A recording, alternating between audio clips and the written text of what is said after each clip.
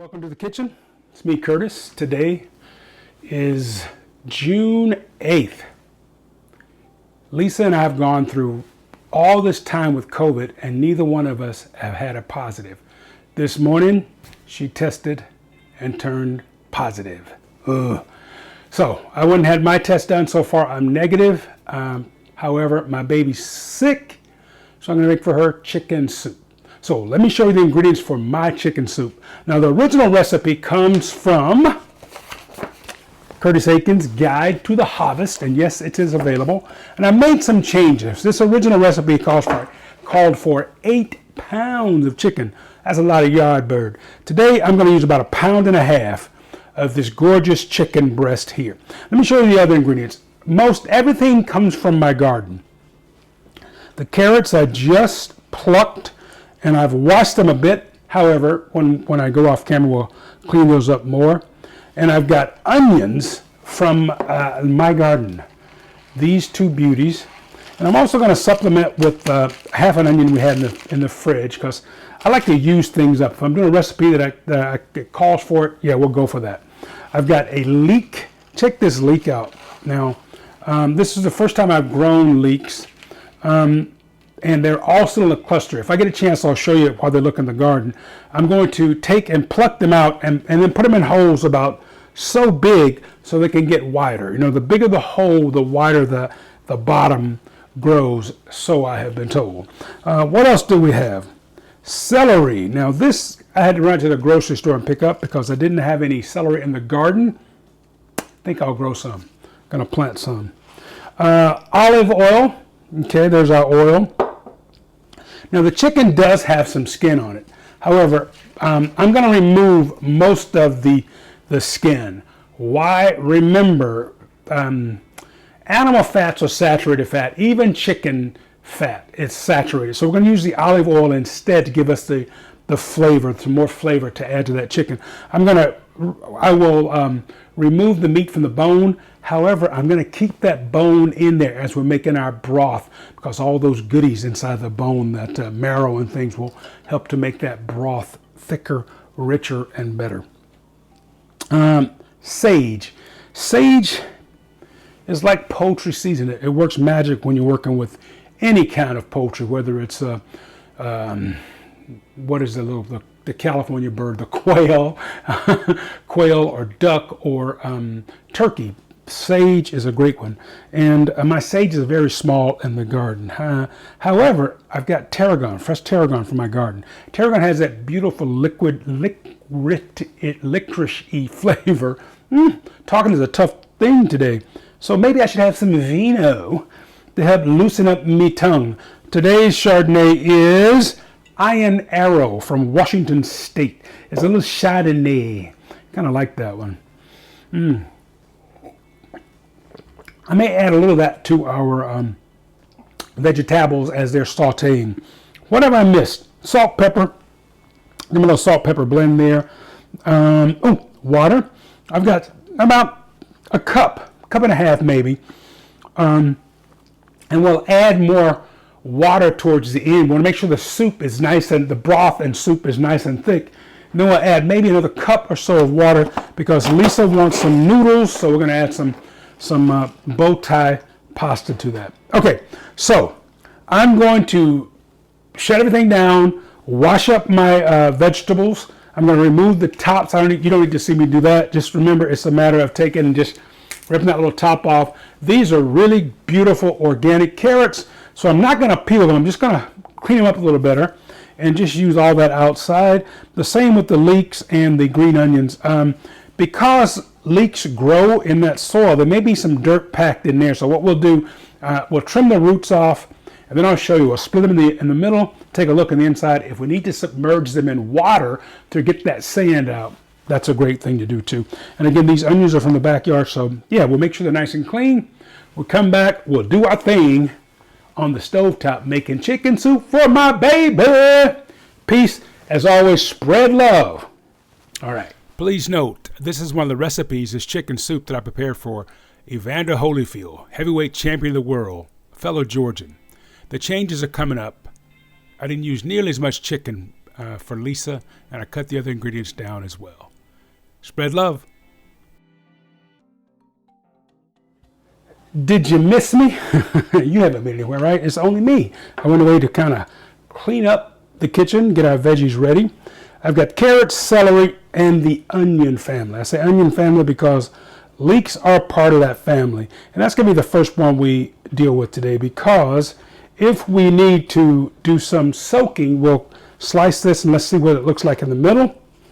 If there's any grit, sand, soil, whatever we want to call it, is in there, then we can take and rinse that out. The way I like to do my leeks is like so. Oh, that's pretty. Nothing wrong with that beautiful leek there. We'll slice it all the way through. Then we're just going to chop it up and have our mise en place ready. Now the leeks will cook down, so never fear.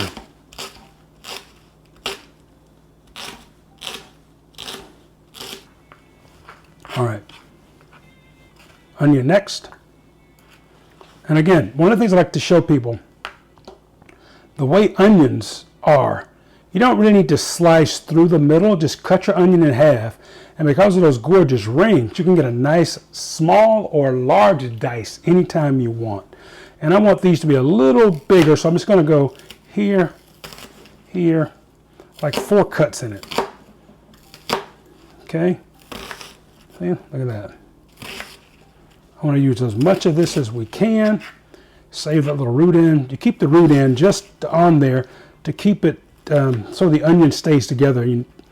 It decreases the chances of you cutting, or me cutting off a finger. Okay, our onions are looking good. I'm going to leave everything right here on this nice cutting board. Now here are those beautiful white onions from my garden. This is the first year that I'm truly doing everything in the boxes, and I'm learning. I need to space them out a little more so my onions can get larger. However, the flavor of these, très magnifique. I'm going to cut these in kind of large pieces as well. Let's go ahead and speed this up, and we'll chop these beautiful leeks and onions up, and we'll get them ready into a bowl so we can start working on our carrots. Okay, I've gone ahead and put the leeks and onions into a little bowl. Now let's chop up our carrots. I've got another bowl for those, carrots and celery. And again, I'm going to remove the bottom end of it. And because these carrots are so beautiful and fresh, I'm not going to really chop. I'm going to need nice large pieces. Nothing like carrots from the backyard. When Regina, my sister, was here a couple of weeks ago, we did a show where I took the carrots and I just sauteed carrots, made sauteed carrots and onions, and she just went crazy over it. She says that's the best carrot she's ever tasted. Came from her little brother. She calls me Brodio, I call her Sistio, from his backyard, she said. Alrighty, as you know, I love to speed this up. Someday I'll do a tutorial on chopping vegetables. If you really need one, let me know. We've got the celery and the carrots chopped up in a bowl. I'm going to rip that beautiful fresh tarragon to have it ready for our soup as well. We are with the star of the show, the chicken. And I've switched out. I got a wooden cutting board here with the ridge, just in case. And I just want to share this with you because if you're working with meats and things, sometimes it's good to have a board to just catch anything that may run off. What we're going to do here is cut her in half. Well, I say her. Cut the bird in half, right? Now, makes it a little easier to work with. Also, the skin. See if the skin would just pop right off of here. I don't know if pop is the right term to use, but we'll see what we can do here. There we go. Again, we're going to remove this skin. If I'm making fried chicken, I want that skin on there. However, for a dish like this, I'm going to eliminate the skin, that saturated fat. Yeah, there we go. A little bit I'm not going to worry about. I'm going to pull the big piece of this off. There we go. And we'll just slice this right off. Voila. I'm going to put that on the plate there. Gorgeous piece there. Now let's do the same here. Roll back.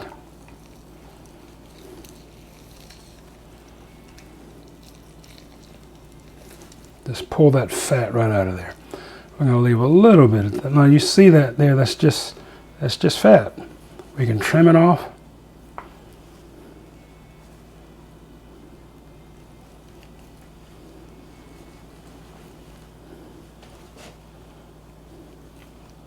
I've got 3 different shots today. I hope I can get this a good shot of one of the angles. 1, 2, and 3 over my shoulder.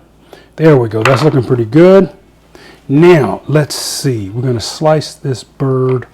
I want to get it into bite-sized pieces, right? So I'm going to go through there. Trim that off. And this is going to be the base for our soup.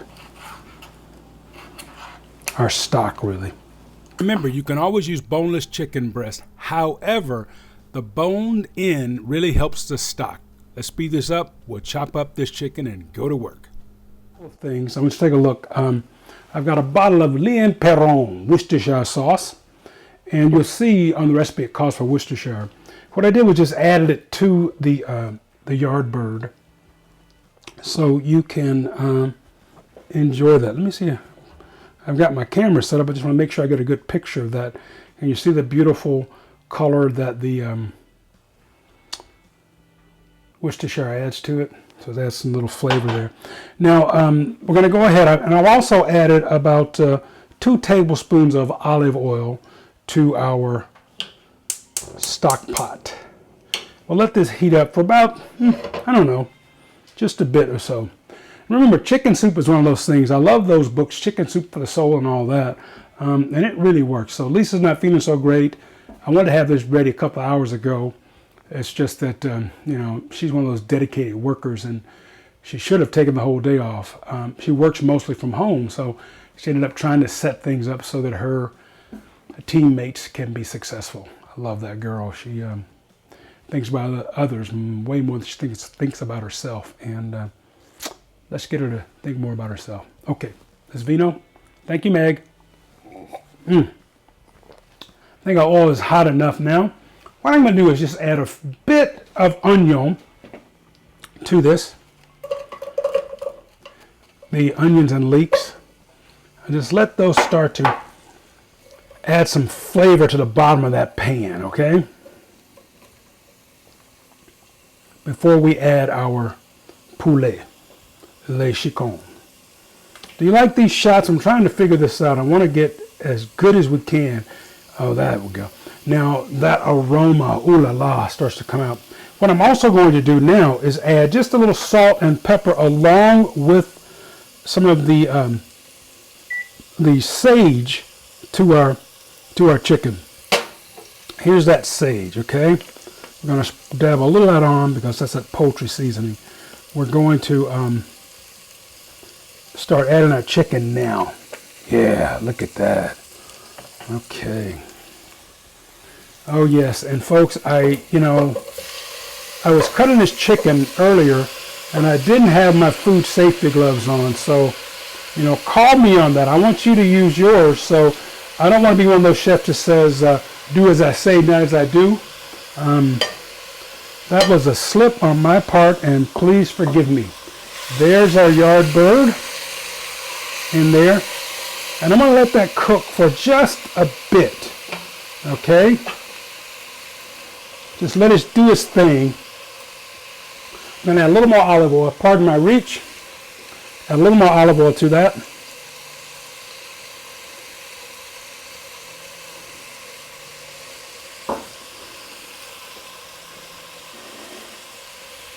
Going to add a little bit of our Chardonnay.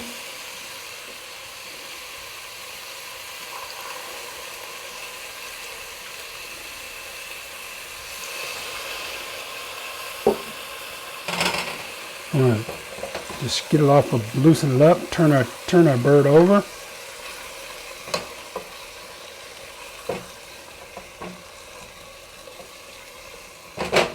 And we're going to allow this to cook for about 5 minutes before we started adding more layers, okay?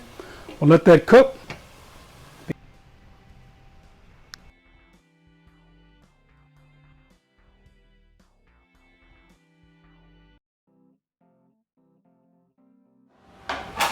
Okay, in your absence, I added a lid to the pan. Now I want you to see how that chicken has changed color. It's starting to cook up there and also release some moisture. Now we are ready to start to add our vegetables. That wine, oh, I wish you all could smell the house tonight. So we're going to add some of the onion along with our carrots and celery. Let's add the rest of them. Let's just put them in there. And we're going to place the lid on and let this cook again for another 5 minutes or so. Let's add some more of our salt, pepper, along with the sage.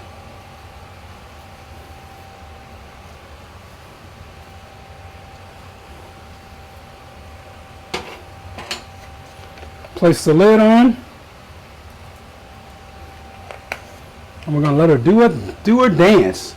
Do your dance quick. Mama, tell me what's the word. Word up. That's an old cameo jam. Peace, spread love. I'm making chicken soup for my baby. Has been cooking, or should I say, the flavor has been building. The lid is on, and if you can see how the chicken, the color has changed, right? See how beautiful that is? Keep my big head out of the way. And the key thing here is just letting that chicken get nice and done. Okay? This soup will cook about 40 minutes just to make sure everything is nice and tender. And some people wonder, okay, why are you adding white wine? And does it add flavor to it? Yes, it does. There's a little tardiness, tannin that's in there that really, I think, changes that complexity of the soup. So we're going to add our water, our tarragon, and the remainder of our seasonings. That's about just a little under 2 cups of water. You can add more, and I will when it's time to add the pasta to it. I've got my tarragon, fresh tarragon. I'm going to put about half of it in there now. The key is that sage. I just love what sage does with poultry. Can you see that in my hand? Okay.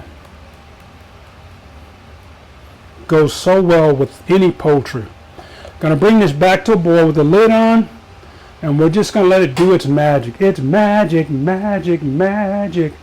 And we can add, I've just got enough water to cover it, right?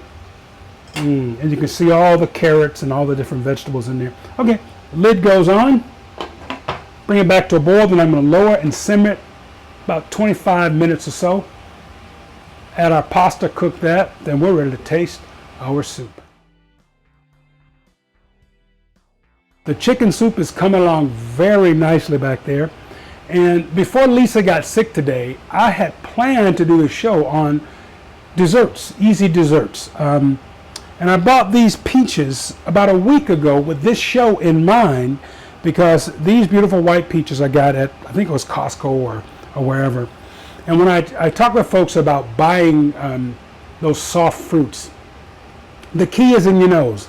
About 2 weeks ago, my son Curtis celebrated his 30th birthday, and years at 30, wow, it just hit me. So when his mom was ready to give birth, I was in Los Angeles doing a television show, the home show, with Sarah Purcell and Gary Collins, and Sarah goes, Curtis, I hear you have some news. She says, I go, yeah, the baby's coming.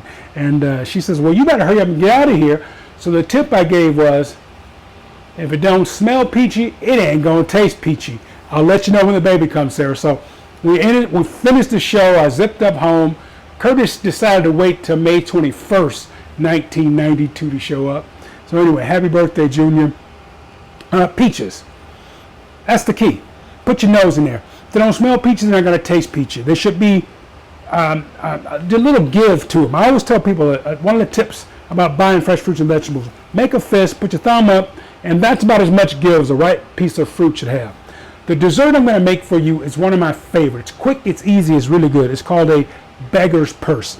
I've got about 5 peaches, and I've got 1 thing of dough there that I'm going to cut in 4, I believe, and see if we can get nice 4 beggar's purses out of that. I've got my muffin tin here, and this is one of those easy things. So moms, dads, whoever's teaching the little ones or the old ones how to cook, you know, this is a great little safety tool, so they don't have to worry about trying to shape them with their hands. So what I'm going to do is cut this. Let's cut it right down the middle. Okay, that gives us 2 there. And if we take that and cut that down the middle, that gives us 4 nice pieces of dough to work with for our beggar's purses, right? Now, I've got a rolling pin somewhere around here, and if these are too small, let's see what they look like in our tins. Yeah, they need to roll out a little bit. So we're just going to take and roll these out to make sure they can fit in our tin. And you notice I didn't put any flour on my cutting board or anything, because I'm not going to press too hard on these. Just see if we can, let's make a little room here. Rochelle might get mad at me for not using flour on this. Rochelle is one of the greatest pastry chefs in the country. Rochelle Huppin down in LA. I can't wait to get back to LA and get her on the show to talk with us about making wonderful desserts. Now we're gonna, that looks pretty good. Okay, so we're gonna drop that in. We're just gonna let it slide down in the tin. Just take your time with it. If I got a good shot of that, we're just gonna let it fill the tin. And if you're wondering what the heck is he talking about a beggar's purse for, well, a lot of folks are too young to know about this. However, back in the last century, in the early 30s, during the Great Recession of that century, a lot of unemployed men and women, mostly men, travel the country on boxcars, on trains, and they would keep their belongings in a little rolled up thing, and they tie it up and they call it a beggar's purse. It goes over the shoulder there. So that's how those are going to look. We're going to roll out a couple more and see if I can get the tins filled. We're going to slice up our peaches and just simply fill those with the goodies. The ingredients for the beggar's purse. See the ingredients listed there. Now take your time, roll that dough out as thin as you can to fill those cups, fill them with the fruit, and work those in. Now, what I'm going to do is put just a little sugar in the bottom of each of these, along with a dabble of sprinkling the bottom with sugar.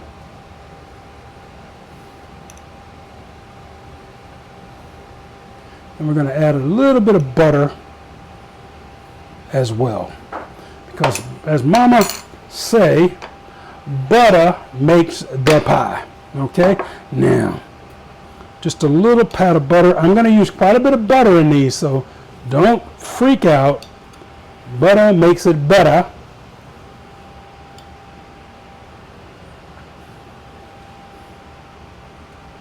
And I've allowed this butter to soften up, come to room temperature so I can handle it better. Ooh, I almost licked my finger. Did you see that?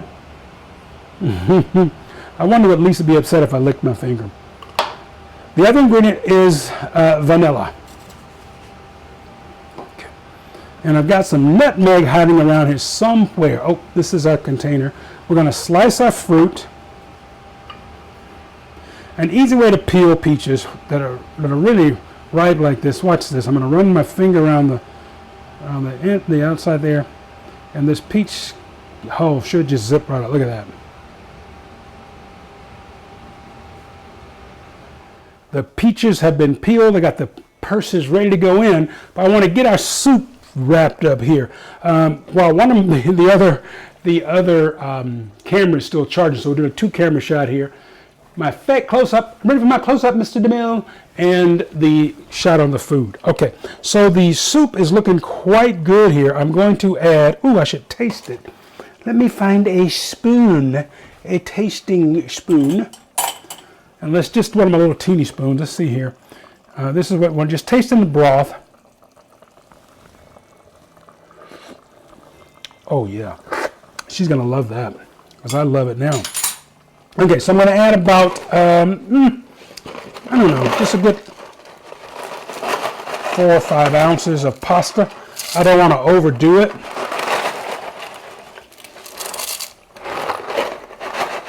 Now I'm going to add another cup or so of water to this, and we're going to bring it back to a boil. Soup is knocking it out. It's going to be great. I'm going to finish up my beggar's purses here.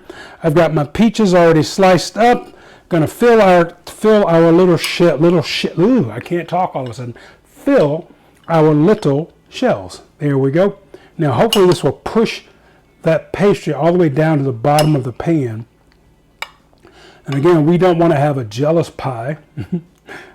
Jealous pie means that dough, the top dough, is racing down to connect with the bottom dough because there wasn't enough filling. So we're going to make sure we fill these up nice and plump before we turn them over. Move it into hyperspeed again. Just take your time, fill up each one of the pieces of dough, then add your butter, some more sugar, along with the spices and that vanilla. And we're just about ready to go into as the dessert. I took something and tied it so you can really see the effect there. Okay, these are ready to go into the oven. Soup is done. The vino is nice. We've got a few more minutes to go on those beggar's purse. So when they're done, we'll get a closing shot of those. Again, the wine today is from Washington State, Iron Arrow, and our friend Meg up in Petaluma. By the way, speaking of Petaluma, I want to say hello to all our new friends that are watching on PCA up in Petaluma and Sonoma County, Petaluma Community Access. I'm so happy to be a part of the broadcast family up there. Looking forward to sharing some stories of my time in Petaluma back in the early 1980s when I started my first business, Peaches Produce, that before moving to San Rafael, California, and just sharing stories about Northern California and some of the great food. My son's a deputy sheriff up in Sonoma, so got ties up there still. All right, so a little sip of vino. Let's taste some chicken soup. Really like that, Meg. Now, there's our soup. It was really hot, so I went ahead and served myself up a bowl to let it cool off before eating it. And I've also served Lisa. Hey, baby, you feel like, how was the soup? Can you share? It was great, just what I needed. Yeah, but she's not feeling so great, huh? All right, y'all, so we're tasting our chicken noodle soup. First, the broth. That tarragon adds some magic. Let's try one of those little chicken nuggets. Oh, yeah. Of course, we've got to have some noodles. And veggies, of course. Those carrots, leeks, and onion from my backyard. From my garden. We're back in a minute or two, and we'll try the beggar's purse dessert.